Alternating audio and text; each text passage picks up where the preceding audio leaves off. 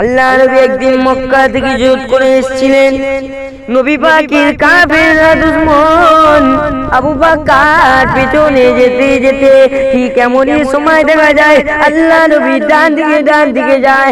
এমন করতে করতে আবার দেখা যায় আল্লাহ নবীর বাঁ দিকে যায়। আল্লাহ নবী বললেন, এ আবু বকর, আমি রাসূলুল্লাহ আমার সাথে বিয়াদবি করছো, এটা কখনো ভুলতে পারবো না, আমি এটা কখনো ভুলতে পারবো না। তবে আবু বকর, আমি জানতে চাই কি রহস্য রয়েছে, কি রহস্য রয়েছে এর মধ্যে।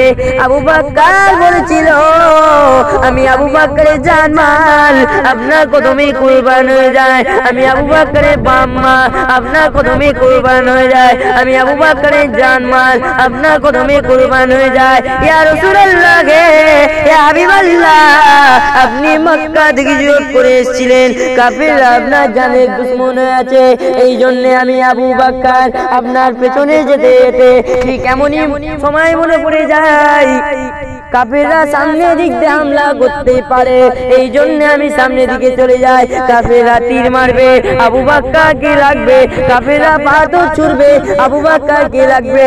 এমন করতে করতে আবার যখন মনে পড়ে যায় কাফেররা পেছন দিক দিয়ে হামলা করতে পারে, এই জন্য আমি পেছন দিকে দাঁড়িয়ে যাই। কাফেররা তীর মারবে, আবু বকরকে লাগবে, কাফেররা পাথর ছুড়বে, আবু বকরকে লাগবে। এমন করতে করতে আবার যখন মনে পড়ে যায় কাফেররা সামনের দিক দিয়ে হামলা করতে পারে, এই জন্য আমি সামনের দিকে দাঁড়িয়ে যাই।